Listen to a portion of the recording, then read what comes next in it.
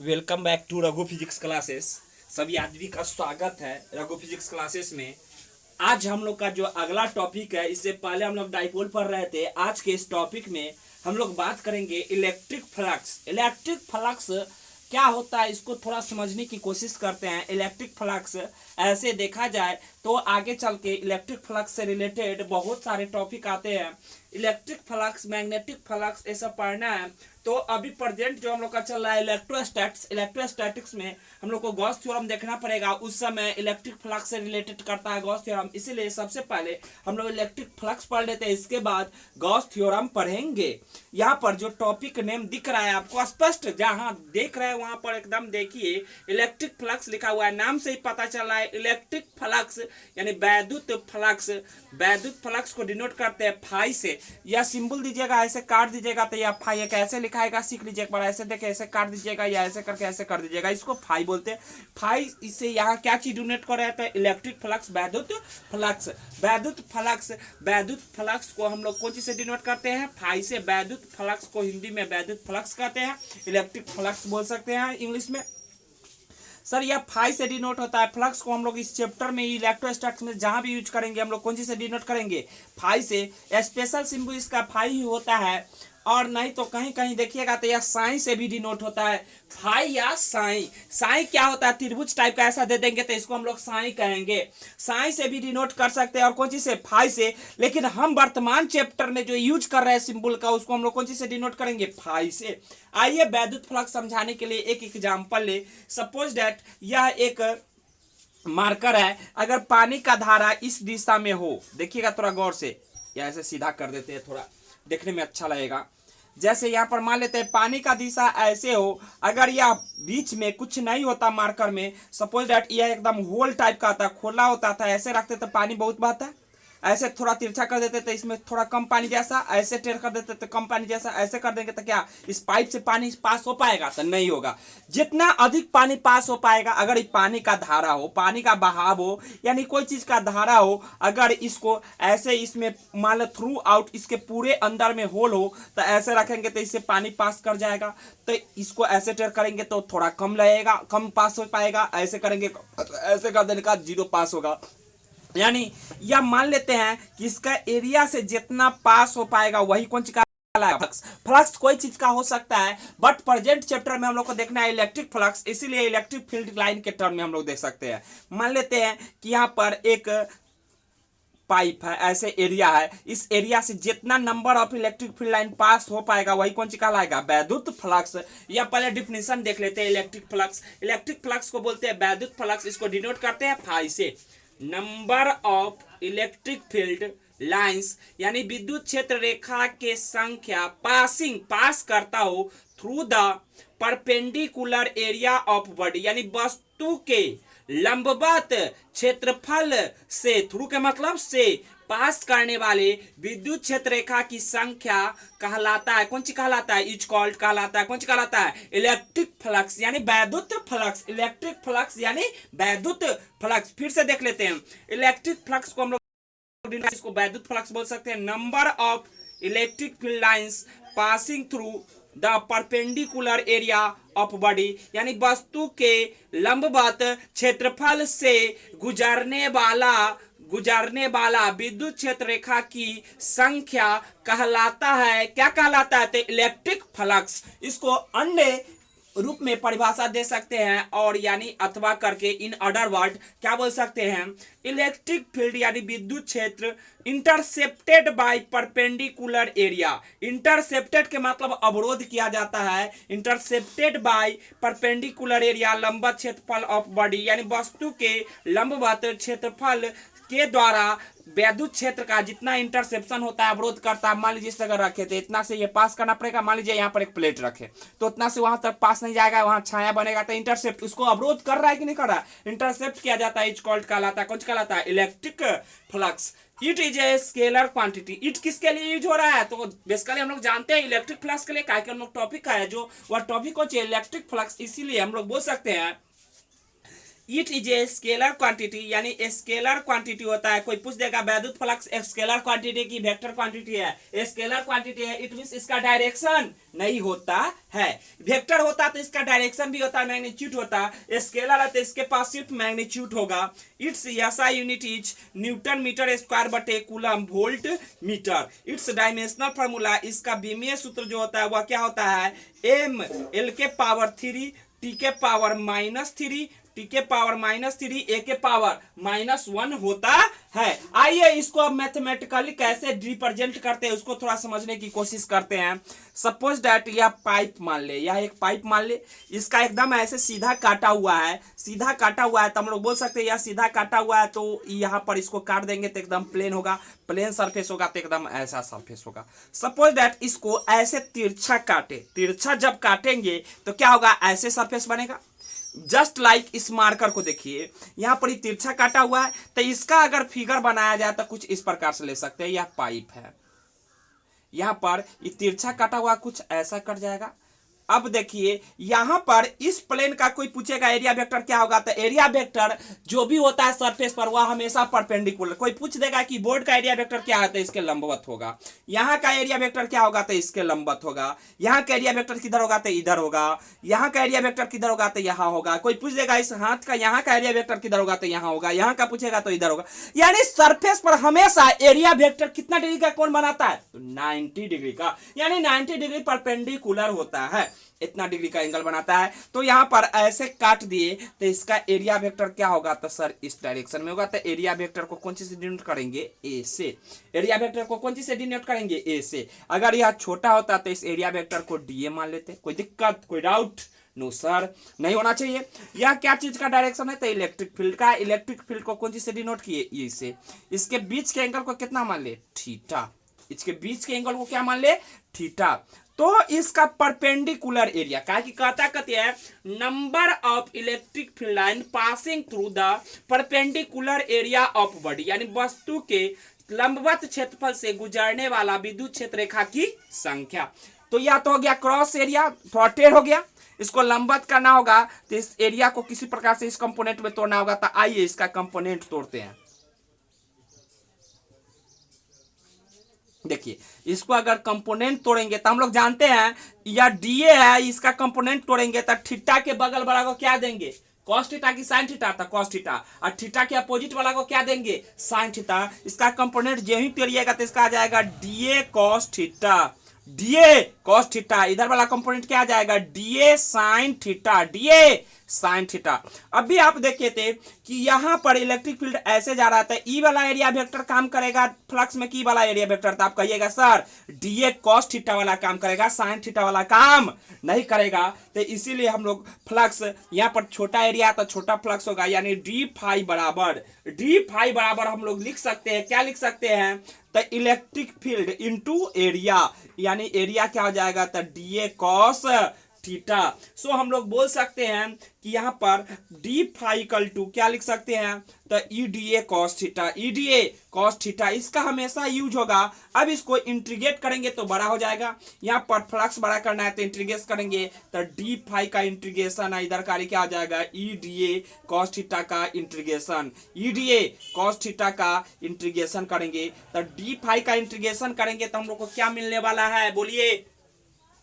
D phi का integration करेंगे तो हम लोग को क्या मिलेगा, तो फाई, जैसे डी डब्ल्यू का मान लेते हैं डी एक्स का इंटीग्रेशन करते थे तो हम लोग को एक्स मिलता था, डी वाई का इंटीग्रेशन करते थे तो वाई मिलता था। उसी प्रकार से यहाँ पर डी फाई है, फाई का इंटीग्रेशन क्या करेंगे, डी फाई का इंटीग्रेशन करेंगे तो क्या मिलेगा, तो फाई। डी फाई का इंटीग्रेशन करेंगे तो क्या मिलेगा भाई, फाई। फाई बराबर क्या आ जाएगा, integration E D A cos theta, E D A cos theta. यह फॉर्मूला वैलिड है कब तक, जब तक ई बराबर नॉट कांस्टेंट, ई बराबर नॉट कांस्टेंट, यानी ई का वैल्यू कांस्टेंट ना हो तो हम लोग फाई इक्वल टू लगाएंगे ई D A cos theta. If E constant हो, यानी इलेक्ट्रिक फील्ड का वैल्यू किसी रीजन में कांस्टेंट हो जाए, निश्चित हो जाए, तो हम लोग ई को बाहर निकालेंगे तो इंटीग्रेशन करेंगे तो ई इंटीग्रेशन और उसके बाद डीए कॉस थीटा का। तो जब ये जो ई कांस्टेंट हुआ तो एरिया का डायरेक्शन एक्स निकालना होगा, बट यह थीटा भी तो कांस्टेंट हो जाएगा। अगर थीटा चेंज करेगा तो ई का वैल्यू भी इसके लिए चेंज हो जाएगा, इसीलिए कॉस थीटा भी बाहर निकल जाएगा। फाइनली बच गया क्या, डीए।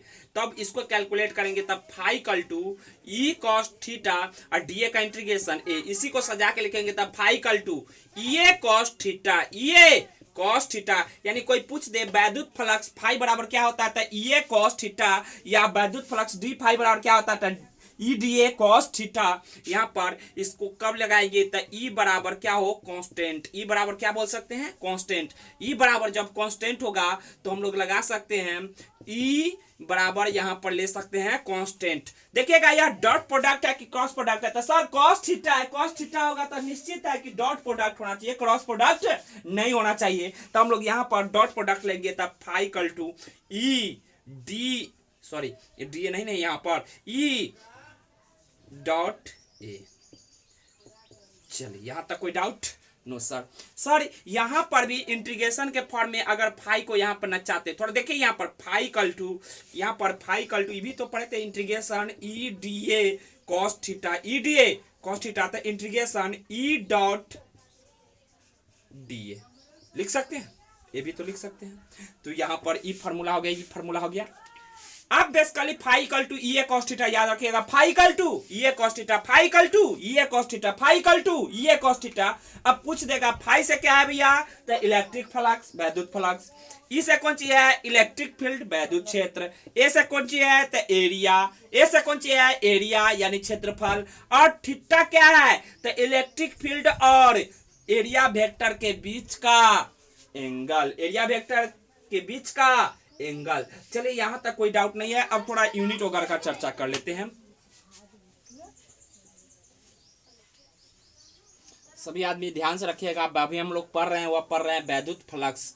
इस बीच में हम बोर्ड साफ कर रहे हैं, तब तक एक इंफॉर्मेशन आप लोग को दे दें कि अगर आप इससे प्रीवियस वीडियो को नहीं देखे हैं तो आप जाके देख सकते हैं। इस वीडियो के डिस्क्रिप्शन में उसका लिंक दिया रहेगा, उस प्लेलिस्ट लिस्ट का। वह है इलेक्ट्रोस्टैटिक्स। अभी हम लोग पढ़ रहे हैं इलेक्ट्रोस्टैटिक्स में ही चर्चा कर रहे हैं, इलेक्ट्रोस्टैटिक्स का चर्चा कर रहे हैं। इसका पूरा वीडियो यानी सभी वीडियो इसके नीचे डिस्क्रिप्शन में दिया हुआ है, वहां पर जाके क्लिक करके आप देख सकते हैं सभी वीडियो। यह हम लोग का इस इलेक्ट्रोस्टैटिक्स का 12वां वीडियो होगा, यानी 11 इससे पहले अपलोड कर चुका गया है, यह 12 यानी 12th वीडियो है। देखिएगा इलेक्ट्रोस्टैटिक्स का अभी कितना वीडियो और लगेगा, तब जाके इलेक्ट्रोस्टैटिक्स खत्म होगा। फिलहाल अब बढ़ते हैं आगे की ओर। आगे की ओर अभी निकाले हैं कि फाई इक्वल टू होता है integration E D A cos theta, E D A cos theta. कब, जब ई बराबर नॉट कांस्टेंट हो, ई बराबर नॉट कांस्टेंट हो। जब ये कांस्टेंट हुआ तो हम लोग फाई इक्वल टू इसको ऐसे भी तो लिख सकते थे, E integration E dot D A. यह भी फॉर्म चलेगा, यह चल के सीनियरिटी क्लास में चलेंगे। ई कांस्टेंट होगा तो ई बाहर निकाल देंगे, इसी टर्म से आते हैं। ई बाहर निकाल देंगे तो ई बाहर निकालेंगे फाई इक्वल टू, तो क्या हो जाएगा, D A cos theta, D A cos theta. इसको जब करेंगे तो ई डी ए का इंटीग्रेशन ए कॉस थीटा आ जाएगा फाई इक्वल टू। तो यह फार्मूला कब लगेगा, जब ई बराबर कांस्टेंट हो, ई बराबर कौन सी हो, कांस्टेंट हो। अभी थोड़ा देर पहले पढ़े हैं, या डॉट प्रोडक्ट में लिख सकते हैं कि क्रॉस प्रोडक्ट में, तो सर डॉट प्रोडक्ट में। तब फाई इक्वल टू क्या आ जाएगा, E dot A, E dot A. निश्चित याद। अब यहां से हम लोग को अब यूनिट निकालना है, तो इससे पहले हम लोग इलेक्ट्रिक फील्ड के यूनिट के बारे में पढ़े थे, याद होना चाहिए। नहीं होगा तो हम थोड़ा याद दिला देते हैं। इलेक्ट्रिक फील्ड का यूनिट जो होता है वो होता है न्यूटन पर कूलम, और एरिया वेक्टर का जो होता है वह क्या होता है, तो metre square. That is phi equal to newton metre square बटे कूलम स्क्वायर। यह इसका कौन सा हो जाएगा, एसआई यूनिट, जो कि पहले हम लोग पढ़ चुके हैं। कोई पूछ देगा इलेक्ट्रिक फ्लक्स, वैद्युत फ्लक्स का एसआई यूनिट कौन सी होता है, तो न्यूटन मीटर स्क्वायर बटे कूलम, न्यूटन मीटर स्क्वायर बटे कूलम। और इसी का दूसरा इक्विवेलेंट लिख सकते हैं हम लोग, क्या लिख सकते हैं, तो इलेक्ट्रिक फील्ड गुने मीटर का जब करेंगे तो आ जाएगा वोल्ट मीटर। कौन सी आ जाएगा, वोल्ट मीटर, वोल्ट मीटर। आप लोग से कोई पूछ देगा वैद्युत फ्लक्स का ऐसा मात्रा कौन सी है, तो न्यूटन मीटर स्क्वायर बटे कूलम, नहीं तो वोल्ट मीटर, वोल्ट मीटर बोल सकते हैं। कौन सी बोल सकते हैं, वोल्ट मीटर। आगे चल के वोल्ट मीटर के बदले हम लोग देख सकते हैं वेबर। अब इसका डीएफ देखते हैं, डीएफ बोले तो समझ ही गए होंगे। Dimensional formula. डीएफ का मतलब क्या हो जाएगा? Dimensional formula. डायमेंशनल फार्मूला हम लोग को देखना है, तो आइए देखते हैं। न्यूटन का डायमेंशनल फार्मूला लिखेंगे तो न्यूटन का क्या हो जाएगा? एम एल टी के पावर -2। न्यूटन का तो सब आदमी को ध्यान होगा, एम एल टी के पावर -2। मीटर का कौन चीज हो जाएगा? तो एल स्क्वायर अपॉन। कूलम का क्या होता है? 80 नहीं तो IT, 80 नहीं तो IT, तभी हम लोग ले लेते हैं AT। अब इसको सजाएंगे थोड़ा, तो थोड़ा गौर से देखिएगा। एम ऊपर है तो एम, एल के पावर 2 यहां पर है, एल के पावर नहीं कुछ है तो इसका मतलब 1 है, 1 और 2 जोड़ेंगे तो 3, एल के पावर 3। उसके बाद टी के पावर -2 ऊपर है, यह नीचे से जाएगा तो एक माइनस लेके जाएगा, तो टी के पावर -2 का एक और लेके गया तो -3। उसके बाद ए ऊपर जाएगा तो क्या हो जाएगा? 1 के पावर -1। यह इसका डायमेंशनल फार्मूला हो गया। कोई पूछ देगा इलेक्ट्रिक फ्लक्स का डायमेंशनल फार्मूला क्या होता है, तो एम एल के पावर 3 टी के पावर -3 और 1 के पावर -1। एक जगह पर आई भी तो लिख सकते थे भैया, लिख सकते थे, लेकिन लिखेंगे नहीं, अभी आगे देखेंगे। डिस्कशन कर लेते हैं, थोड़ा डिस्कशन में चर्चा कर लेते हैं। वैद्युत फ्लक्स के डिस्कशन के बारे में थोड़ा पढ़ लेते हैं, डिस्कस कर लेते हैं।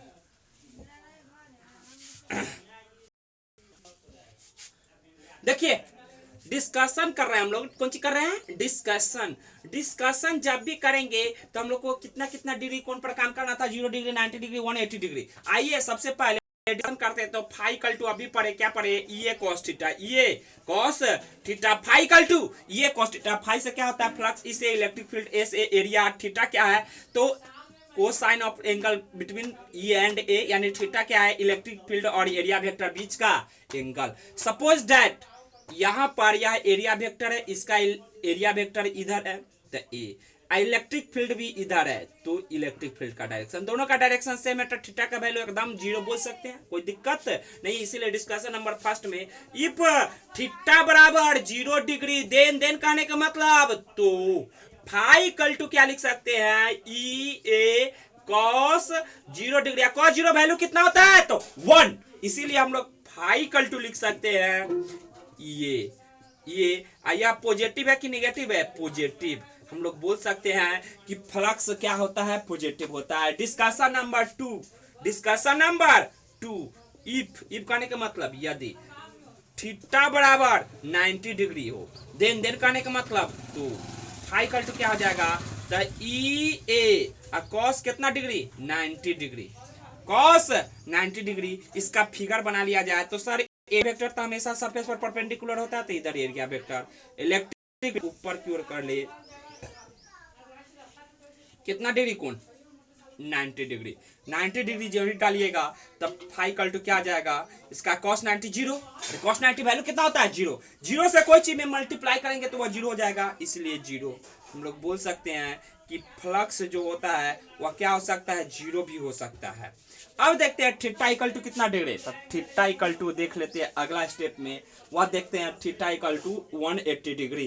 180 के लिए देखते हैं तीसरा केस में इफ कहने के मतलब यदि थीटा बराबर 180 डिग्री हो, देन कहने का मतलब तो क्या करेंगे? यहां पर सबसे पहले एक फिगर ड्रॉ कर ले।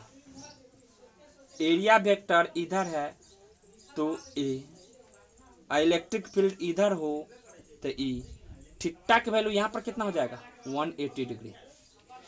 चलिए अब यहां पर हम लोग वैल्यू डालेंगे तो फाई इक्वल टू इसी फॉर्मूला में डालेंगे, तब फाई इक्वल टू ई ए अकॉस कितना डिग्री? 180 यानी 180 डिग्री। अकॉस 180 -1 होता है, -1 से गुणा करेंगे तो ई ए इंटू -1, माइनस को इधर ले आएंगे तो क्या हो जाएगा? फाई इक्वल टू ई ए, यहाँ पर माइनस ले लेंगे, बराबर यह निगेटिव आया कि पॉजिटिव आया? निगेटिव। यानी स्केलर क्वांटिटी है वैद्युत फ्लक्स, इसका वैल्यू 0 भी हो सकता है, निगेटिव भी हो सकता है, पॉजिटिव भी हो सकता है, यानी धनात्मक, ऋणात्मक और 0 तीनों संभव है। आइए एक बात नोट करके हम लोग थोड़ा समझ ले। नोट करके एक बात देख लेते हैं क्या होता है कि यहाँ पर तो इलेक्ट्रिक फ्लक्स पॉजिटिव भी आ गया, निगेटिव भी आ गया। अब हम लोग को नोट करके देखना है, वह बात देखते हैं। इस बोर्ड को थोड़ा साफ कर लेते हैं। सभी आदमी से रिक्वेस्ट है कि अगर जे चैनल को सब्सक्राइब नहीं किए हैं तो सब्सक्राइब कर ले, और क्या कहते हैं ब्लैक आइन, उसको दबा दीजिएगा थोड़ा, ताकि आपको नोटिफिकेशन मिलता रहे, जब भी हम कोई वीडियो अपलोड करें तो आपको नोटिफिकेशन मिल जाए। आइए देखते हैं, नोट करके एक बात नोट करके देखिएगा। तो फॉर क्लोज सरफेस, नंबर 1 में for close surface, for closed surface body, for close surface body phi equal to क्या हो सकता है, तो पॉजिटिव भी हो सकता है, निगेटिव भी हो सकता है और जीरो भी हो सकता है। और दूसरा for open surface, for open surface, for open surface area बोल सकते हैं, सरफेस एरिया जब लीजिएगा तब फाई इक्वल टू पॉजिटिव आएगा और जीरो आएगा, निगेटिव नहीं आएगा। क्यों, तो देखिएगा एक क्लोज है, तो इस क्लोज का एरिया वेक्टर, मान लीजिए गेंद टाइप का हाथ, इस क्लोज का जब एरिया वेक्टर निकालिएगा तो हमेशा बाहर होगा, कभी भी अंदर की ओर नहीं माना जाता है। इसीलिए इलेक्ट्रिक फील्ड अंदर की ओर जाएगा तो उस समय निगेटिव हो जाएगा, डायरेक्शन अपोजिट होगा। लेकिन एरिया वेक्टर जब खुला हो, जैसे यह छिद्र मान ले, इस छिद्र में कुछ घुसाएंगे तो इसका एरिया वेक्टर इस साइड भी मान सकते हैं और इस साइड भी मान सकते हैं। इसी कारण से इलेक्ट्रिक फील्ड इस दिशा में है तो ये वाला एरिया वेक्टर मान लेते हैं, इस वाला दिशा में है, इधर का दिशा में है तो इधर का मान लेते हैं। इसलिए इसका एरिया वेक्टर जो होता है वह इलेक्ट्रिक फील्ड में मान लिया जाता है, इसीलिए निगेटिव टर्म नहीं आता है। अब आगे हम लोग एक एग्जाम्पल देख लेते हैं, एक क्वेश्चन देख लेते हैं। क्वेश्चन क्या कहता है, सिंपल क्वेश्चन देख रहे हैं अभी, भारी क्वेश्चन यानी ज्यादा बड़ा क्वेश्चन नहीं देख रहे हैं। जैसे कोई बोलता है a ring of area 3 metre square, एक रिंग है जिसका एरिया कितना है, 3 मीटर स्क्वायर है। चलिए a ring of area 3 metre square is placed के मतलब रखा गया है इन इलेक्ट्रिक फील्ड यानी विद्युत क्षेत्र में, यानी एक रिंग है जिसका एरिया कितना मीटर स्क्वायर है, 3 मीटर स्क्वायर है, इसको रखा गया है इलेक्ट्रिक फील्ड में ऑफ मैग्नीट्यूड 10 न्यूटन पर कूलम, यानी इलेक्ट्रिक फील्ड में डाला गया है। इस इलेक्ट्रिक फील्ड का वैल्यू कितना है, 10 न्यूटन पर कूलम एट एंगल 60 डिग्री, यानी कितना डिग्री कोण पर, तो थीटा के वैल्यू कितना डिग्री दिया हुआ, 60 डिग्री के कोण पर। अब कहता है find flux passing through the ring, ring से पास होने वाला जो फ्लक्स होगा उसको कैलकुलेट करना है। तो सिंस इसको सोल्यूशन करेंगे तो सबसे फ्लक्स लगाना है। अब फाई इक्वल टू क्या होता है, तो ये कॉस थीटा, ये कॉस थीटा, इलेक्ट्रिक फील्ड का वैल्यू कितना है 10, एरिया वेक्टर का वैल्यू कितना है, तो एरिया वेक्टर का 3 और एंगल कितना था कॉस 60 डिग्री, कॉस 60 का 10 गुने 3 30 और कॉस 60 1/2 यानी 15। यहाँ पर इसका यूनिट पढ़े थे, वह पढ़े थे, यहाँ से भी लिख सकते हैं इलेक्ट्रिक फील्ड का न्यूटन पर कूलम, एरिया का मीटर स्क्वायर, नहीं तो याद रखिएगा न्यूटन मीटर स्क्वायर बटे कूलम, याद करने में ही फायदा है कि बार बार पूछा जाएगा। सपोज दैट नेक्स्ट क्वेश्चन देखते हैं, देखिएगा सेकेंड क्वेश्चन। फर्स्ट क्वेश्चन हम लोग देख रहे थे, जैसे an electric field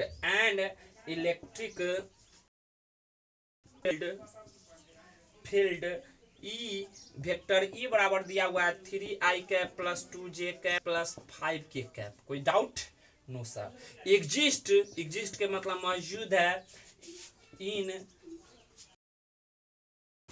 A space, यानी किसी जगह पर मौजूद है। ए रिंग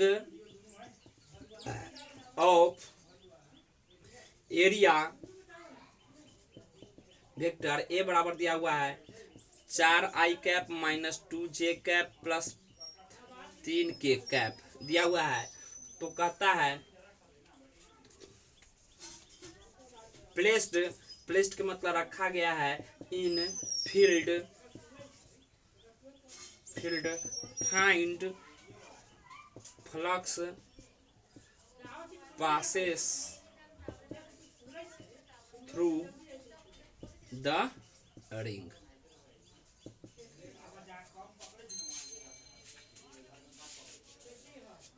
चलिए इस क्वेश्चन को एक बार फिर से पढ़ लेते हैं, अभी तो लिखे हैं।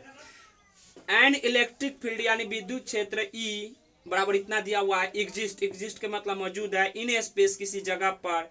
ए रिंग ऑफ एरिया, एक रिंग है जिसका एरिया इतना दिया हुआ है। प्लेस्ड रखा गया है। इन फील्ड, इसी क्षेत्र में रखा गया है। फाइंड, फाइंड के मतलब निकाले, कौन सी निकालना है तब फ्लक्स, इलेक्ट्रिक फ्लक्स बोल सकते थे, फ्लक्स लिखा गया है। फ्लक्स पासेस थ्रू द, यानी इलेक्ट्रिक फ्लक्स जो पास करता है वहां निकालना है हम लोग को। तो आइए इसको निकालने की कोशिश करते हैं। सबसे पहले हम लोग को गिवन क्या है, तो सोल्यूशन करेंगे। तो सबसे पहले हम लोग गिवन लिखेंगे। गिवन में सबसे पहले जो दिया हुआ उसको थोड़ा चर्चा कर ले। तो हम लोग का दिया गया है, वह दिया हुआ है इलेक्ट्रिक फील्ड ई बराबर दिया हुआ है 3I cap plus 2J cap plus 5K cap. Confirm. Area vector given है, तो एरिया वेक्टर क्या गिवन है, तो एरिया वेक्टर का वैल्यू दिया हुआ है 4I cap minus 2J cap plus 3K cap. हमको निकालना क्या है, तो सर फ्लक्स, तब फ्लक्स 5 बराबर। अब आइए थोड़ा फार्मूला को लगाते हैं। सिंस हम लोग जानते हैं फाई फ्लक्स बराबर क्या होता है, ये कॉस थीटा। अब बहुत बच्चा यहाँ पर कंफ्यूज हो गया, सर यह फार्मूला था, थीटा तो दिया नहीं है, तो बनेगा कैसे। भाई थीटा की जरूरत नहीं पड़ेगा। अगर सही से थोड़ा सोचिए तो इसको डॉट प्रोडक्ट के रूप में लिख सकते हैं। तो हम लोग लिख सकते हैं फाई बराबर क्या लिख सकते हैं, E dot A, E dot A. यह डॉट प्रोडक्ट है जो कि 11th में हम लोग पढ़े थे। इससे पीछे वीडियो में तो अभी हम लोग नहीं देखे हैं शायद, चाहे इलेक्ट्रोस्टैटिक्स में भी एक वीडियो में देखे होंगे, और वहां पर देखे थे कि डॉट प्रोडक्ट में आई वाला को आई के साथ गुना करते हैं, जे वाला को जे के साथ गुना करते हैं, के वाला को के के साथ गुना करते हैं। तो यहाँ पर डॉट प्रोडक्ट है कि क्रॉस प्रोडक्ट है, डॉट प्रोडक्ट। तो आई वाला को आई के साथ गुना करेंगे तो कितना हो जाएगा 3 × 4, तो 3 × 4 प्लस क्या गुना करेंगे 2 × -2, यानी जे वाला को जे के साथ गुना करेंगे तो 2 × -2 प्लस 5 × 3। चलिए मल्टीप्लाई करते हैं। 3 4 जा 12 प्लस माइनस -2 2 जा 4 प्लस 5 3 जा 15।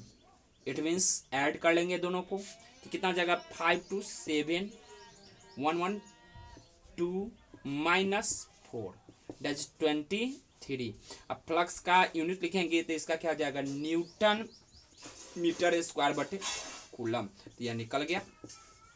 आज के लिए इस वीडियो में इतना ही रहने देते हैं, और क्वेश्चन है 1 2 क्वेश्चन, उसको हम अगले वीडियो में कर लेंगे। आज के लिए इतना ही, धन्यवाद।